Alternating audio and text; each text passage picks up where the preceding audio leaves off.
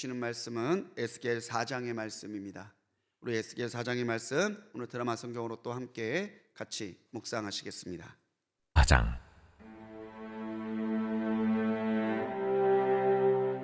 너 인자야, 토판을 가져다가 그것을 내 앞에 놓고 한 성읍 곧 예루살렘을 그 위에 그리고 그 성읍을 에워싸되 그것을 향하여 사다리를 세우고 그것을 향하여 흙으로 언덕을 쌓고 그것을 향하여 진을 치고 그것을 향하여 공성퇴를 둘러 세우고 또 철판을 가져다가 너와 성읍 사이에 두어 철벽을 삼고 성을 포위하는 것처럼 에워싸라. 이것이 이스라엘 족속에게 징조가 되리라. 너는 또 왼쪽으로 누워 이스라엘 족속의 죄악을 짊어지되 네가 눕는 날수대로 그 죄악을 담당할지니라. 내가 그들의 범죄한 횟수대로 네게 날수를 정하였나니 곧 391이니라. 너는 이렇게 이스라엘 족속의 죄악을 담당하고 그 수가 차거든 너는 오른쪽으로 누워 유다 족속의 죄악을 담당하라. 내가 네게 40일로 정하였나니 하루가 1년이니라. 너는 또 내 얼굴을 에워싸인 예루살렘 쪽으로 향하고 팔을 걷어 올리고 예언하라. 내가 줄로 너를 동일이니 네가 에워싸는 날이 끝나기까지 몸을 이리저리 돌리지 못하리라. 너는 밀과 보리와 콩과 팥과 조와 귀리를 가져다가 한 그릇에 담고 너를 위하여 떡을 만들어 네가 옆으로 눕는 날수 곧 390일 동안 먹되 너는 음식물을 갈아서 하루 20세겔씩 때를 따라 먹고 물도 6분의 1흰씩 되어서 때를 따라 마시라. 너는 그것을 보리떡처럼 만들어 먹되 그들의 목전에서 인분불을 피워 구울지니라. 내가 여러 나라들로 쫓아내어 흩어버릴 이스라엘 자손이 거기서 이같이 부정한 떡을 먹으리라. 아하, 주 여호와여, 나는 영혼을 더럽힌 일이 없었나이다. 어려서부터 지금까지 스스로 죽은 것이나 짐승에게 찢긴 것을 먹지 아니하였고 가증한 고기를 입에 넣지 아니하였나이다. 보라, 쇠똥으로 인물을 대신하기를 허락하노니 너는 그것으로 떡을 구울지니라. 인자야, 내가 예루살렘에서 의뢰하는 양식을 끊으리니 백성이 근심 중에 떡을 달아 먹고 두려워 떨며 물을 데워 마시다가 떡과 물이 부족하여 피차에 두려워하여 떨며 그 죄악 중에서 쇠퇴하리라. 아멘. 할렐루야. 하나님의 은혜와 사랑이 언제나 기도하는 우리와 함께 하실 줄 믿고 더 기도에 힘쓰고 기도로 은혜 받는 우리 모든 성도님들 되시기 바랍니다. 비 내리는 새벽인데도 변함없이 기도의 자리에 나오신 여러분들이 얼마나 귀하고 소중한지 모르겠습니다. 하나님께서 갑절에 은혜 주시기를 간절히 축원합니다. 하나님은 우리와 교제하기를 기뻐하십니다. 창조하시면서 아담과 하와를 세우신 그때부터 하나님은 계속해서 사람과 교제하고 말씀하기를 기뻐하셨어요. 하나님은 위대하시고 무한하시지만 우리는 한계가 많고 우리는 너무 제한적인 존재죠. 그래서 하나님은 우리의 제한된 지식과 언어로 하나님을 알고 교제할 수 있도록 하나님은 끊임없이 자기를 보여오셨고 자기의 음성을 들려주셨어요. 그것을 우리는 계시라고 말을 하죠. 계시, 어려운 말 같지만 그 계시의 본질은 뭐냐면 하나님의 자기를 보이심이에요. 내가 여기 있다. 내가 이렇게 말하고 있고 내가 너의 말을 듣고 싶고 너와 함께 교제하고 싶다. 그 모든 것이 하나님의 계시라는 거죠. 하나님께서는 이 계시를 통해서 우리가 하나님과 더 친밀해지기를 원하시고 하나님 안에만 누릴 수 있는 그 평안과 은혜를 더 풍성하게 누리기를 원하신다는 거예요. 유다의 멸망을 보면서 우리가 하나 기억해야 될 건요, 이스라엘의 멸망도 유다의 멸망도 하루아침에 일어난 사건이 아니다라는 거예요. 그 전에 앞서서 하나님은 계속해서 하나님의 사람들과 선지자를 통해서 또 여러 역사적인 사건을 통해서 그들이 잘못된 길을 가고 있고 돌이키지 않는다면 결국에 하나님의 징계를 피할 수 없음을 계속해서 말씀하셨어요. 결국 이스라엘과 유다의 이 멸망은 하나님의 계시 앞에서도 하나님께 나오지 아니하고 돌이키지 아니하고 하나님과 교제하기를 거부했던 이스라엘과 유다가 자초한 일이죠. 오늘도 하나님께서는 에스겔 4장의 말씀에서 에스겔의 어떤 예언적인 행동과 또 에스겔을 통해서 하나님이 보여주시는 계시의 말씀을 통해서 이제 유다가 결국엔 이러한 험한 일을 당하게 될 것이다라는 것을 보여주고 있으세요. 그래서 에스겔의 이런 말과 이런 행동이 3절 말씀에서는 이스라엘 족속에게 이것이 징조가 되리라 라는 말로 말씀하고 있으십니다. 그래서 오늘 이 에스겔 4장의 말씀, 징조가 되리라, 이 말씀은 오늘 우리에게도 해당되는 말이에요. 하나님의 그 일하심이, 하나님의 그 말씀이, 하나님이 오늘 내 삶에 개입하시고 나와 교제하시는 모든 일들이 사실은 하나님이 내게 보여주시는 징조이고 하나님이 내게 주시는 계시인 거죠. 오늘 우리 에스겔서의 이 4장의 말씀을 묵상하면서 오늘 우리는 하나님이 내게 보여주시고 들려주시는 징조와 계시를 깨닫고 바라고 또 누릴 수 있는 그런 삶이 되기를 사모하시기 바랍니다. 오늘 있는 말씀에서 보면요, 하나님의 계시와 징조의 방법은 한 가지가 아니다라는 거예요.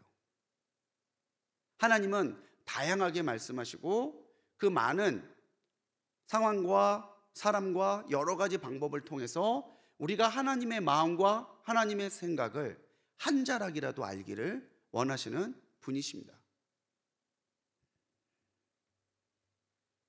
오늘도 말씀에서 보면 1절로 3절에서 하나님은 에스겔에게 예루살렘 성벽을 상징하는 철판을 세우고 이것을 공격하는 공성태와 같은 공성무기들을 세워서 예루살렘이 이렇게 포위되고 공격받게 될 것이다라는 것을 시청각으로 보여주라고 말씀하세요. 또 4절로 8절에서는요, 에스겔에게 아무것도 하지 아니하고 390일 동안에는 이스라엘의 제약을, 40일 동안에는 유다의 제약을 담당하면서 오른편으로 왼편으로 그렇게 한쪽으로만 누워서 이 이스라엘과 유다의 죄를 담당하는 시간을 가지게 하십니다. 9절로 17절에서는요, 더러운 연료로 아주 박한 음식에 떡을 굽고 아주 적은 양의 물을 마심으로 유다가 이렇게 참혹한 식량의 부족 그리고 둘러쌈을 통해서 위협을 받게 될 것을 미리 알려주시고 보여주시고 있으세요. 이 모든 것이 유다가 깨닫고 돌아오기를 마지막까지 기다리고 계시는 하나님의 기다림의 뜻이고 하나님의 사랑의 표현인 거죠. 어느 부모가 자녀가 잘못된 길을 갈 때 그 끝이 보이는 것을 내버려 두겠습니까? 하나님도 이스라엘은 결국 아수르에게 멸망했지만 유다가 바벨론에게 멸망하는 최악의 사태만큼은 하나님께서도 기뻐하지 않으셨다는 거죠. 팀 켈러 목사님이 그분의 책에서 그렇게 썼어요. 하나님은 우리가 들을 수 있다면 그 무엇이든 사용하셔서 말씀하실 것이다. 하나님이 오늘 우리가 하나님의 뜻과 마음을 깨달을 수만 있다면은 그 어떠한 방법이라도 써서 우리에게 말씀하실 분이시라는 거예요. 그럼요, 하나님은 말씀하고 계시다면 과연 우리는 들을 준비가 되어 있냐는 거죠. 하나님이 사람을 통해서 말씀하실 수 있어요. 목회자가 권면할 수도 있고요, 아니면 신앙의 같은 동료들이 말해줄 수도 있고요, 때로는 너무나 어린 자녀가 말해주기도 해요. 하나님은 상황을 통해서도 말씀하십니다. 이 상황을 하나님이 기뻐하시지 않는구나. 가장 분명한 건 하나님은 성경을 통해서 말씀하십니다. 내가 무엇을 기뻐하고 내가 무엇을 싫어하고, 기뻐하는 일에게 하나님이 어떤 은혜를 베푸시고 싫어하는 일을 하는 자에게 어떻게 갚으실 것인지 하나님께서는 이미 말씀을 통해서 우리에게 명확한 기준을 주시고 있다는 거죠. 중요한 것은 우리가 그렇게 다양한 방법으로 말씀하시는 하나님의 간절함에 어느 정도 응답하는 삶을 살고 있냐는 거예요. 오늘 하나님께서 어떻게 내게 말씀하실지는 모릅니다. 나의 기준과 나의 상식으로 하나님의 말씀하심을 제한하지 마십시오. 듣고자 하시면 들립니다. 보고자 하시면 보여주십니다. 그게 하나님의 계시고 하나님의 징조죠.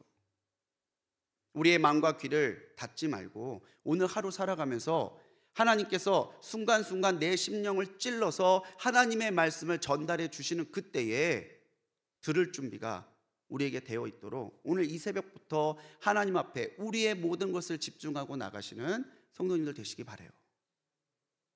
오늘 에스겔서 4장의 말씀에서 보면 이 모든 징조와 계시는 에스겔을 통해서 주어지고 있죠.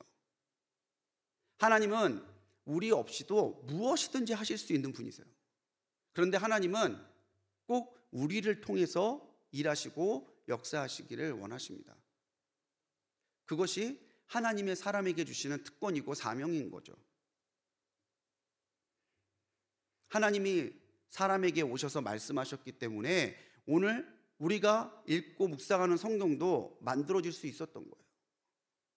베드로전서 1장 21절에서 사도 베드로는 예언은 언제든지 사람의 뜻으로 낸 것이 아니요 오직 성령의 감동하심을 입은 사람들이 하나님께 받아 말한 것임이라 그렇게 말해요.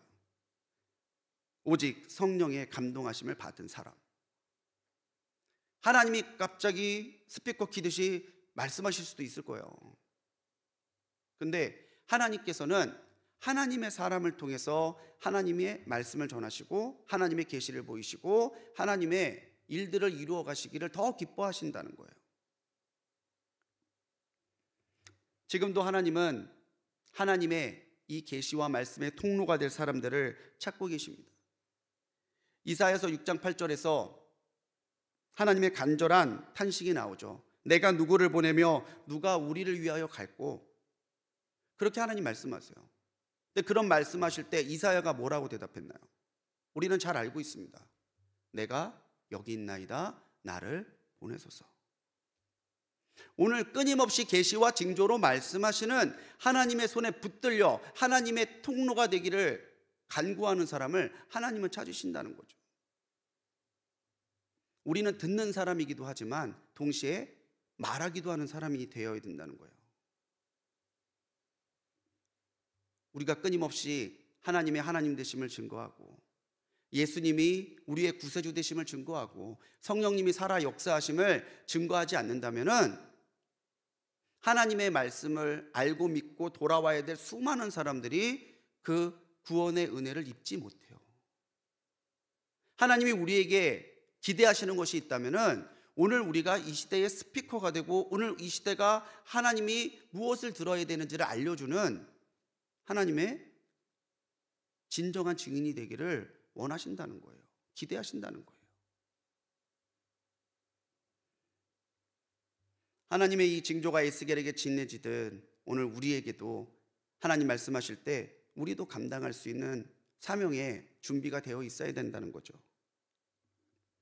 장난하는 것도 아니고 장난감 같은 거 세워놓고 야 이거 봐라 이대로 예루살렘이 포위될 거야 이러다가 예루살렘이 망할 거야. 정말 그렇게 말하기가 쉬울까요? 여러분 주무실 때 한 방으로만 390일 동안 한 방으로 40일 동안만 그렇게 주무신다고 생각해 보세요. 정말 오래전에 제가 축농증 수술을 받았거든요. 근데 코에다가 지혈을 위해서 정말 요 코 입구까지 솜을 가득 채워요. 숨을 입으로밖에 못 쉬어요. 근데 정말 힘든 건 뭐냐면 코로 숨을 못 쉬니까 누울 수가 없습니다. 앉아서 자야 돼요. 이 지혈을 뺄 때까지 약간 이렇게 기대서. 자는 것도 아니고 안 자는 것도 아니에요. 얼마나 힘들었는지 몰라요. 잠을 못 자니까. 그런데 390일 동안 오른쪽 묶어서 아예 움직이지도 못하게 그리고 40일 얼마나 힘들겠습니까?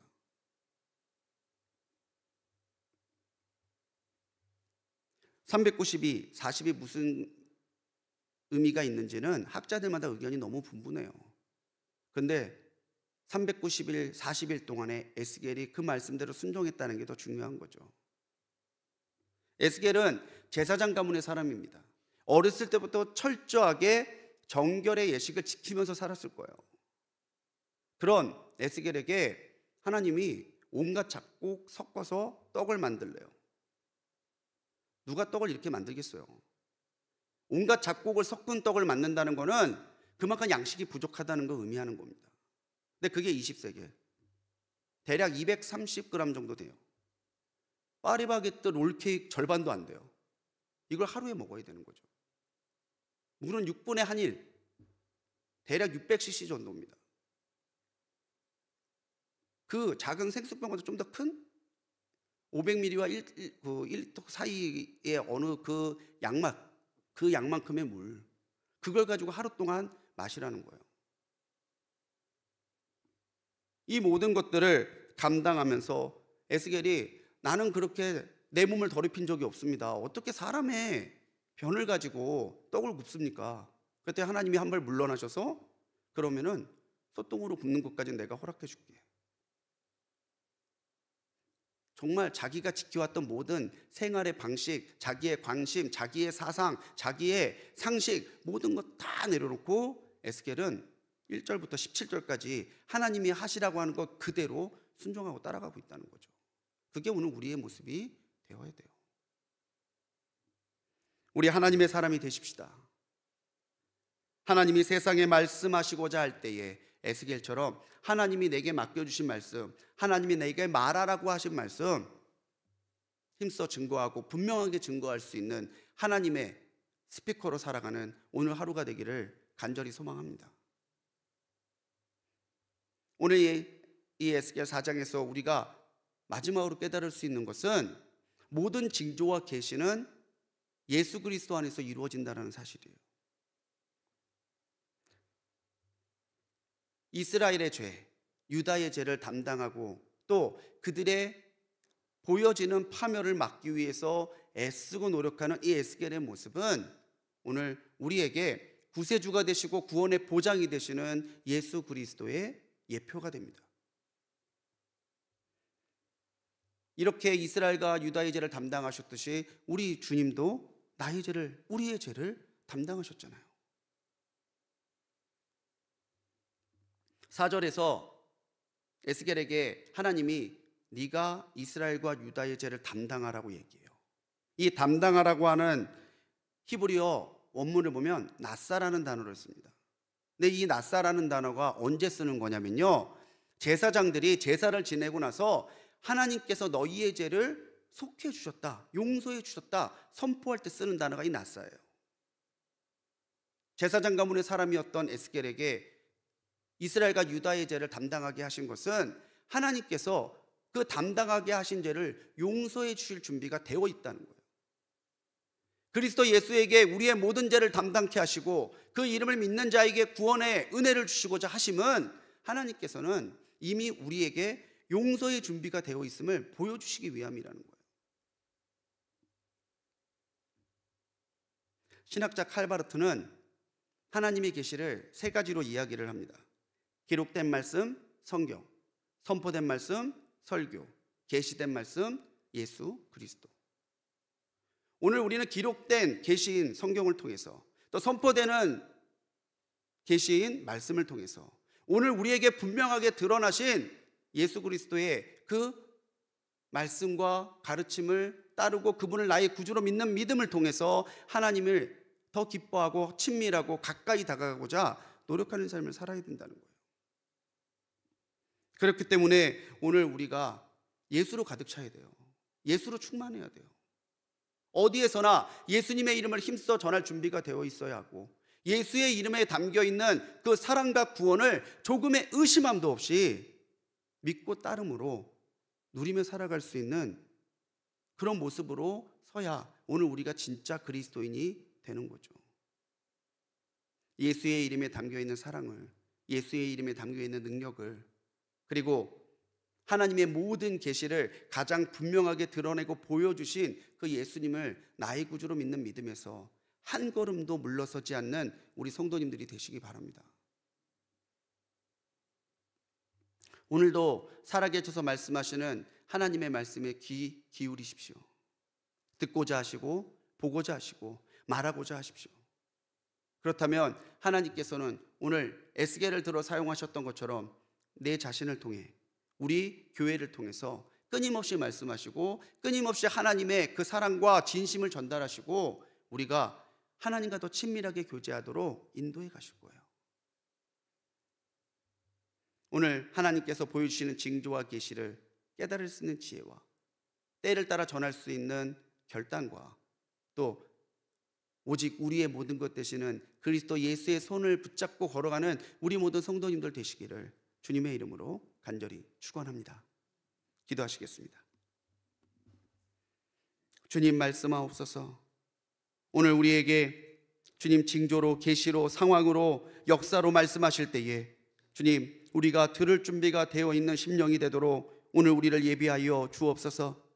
주님, 듣고자 하게 하시고 보고자 하게 하시고 말하고자 하게 하시고 행하고자 할 수 있도록 우리를 인도하셔서 하나님, 에스겔을 통하여 주님 이곳에 자신을 드러내셨던 것처럼 우리를 통하여 하나님을 보이고 드러내는 역사가 일어나도록 인도하여 주옵소서. 오늘 우리가 하나님의 사람이 되기를 원합니다. 하나님의 통로요, 하나님의 스피커가 되기를 원합니다. 주님, 우리를 사용하여 주시고 주님, 우리가 분명히 증거할 수 있는 지혜와 말씀과 담대함을 더하여 주시옵소서. 주님, 이스라엘과 유다의 죄를 담당했던 에스겔처럼 우리의 죄를 담당하신 주님을 기억하고 주님, 우리도 주님처럼 살아가게 하여 주시옵소서. 주님이 우리의 모든 죄를 용서하셨음을 우리가 먼저 믿게 하시고 또 주님, 그 이름을 믿는 자에게 하나님의 용서와 구원이 있음을 선포하는 하루가 될 수 있도록 은혜를 더하여 주시옵소서.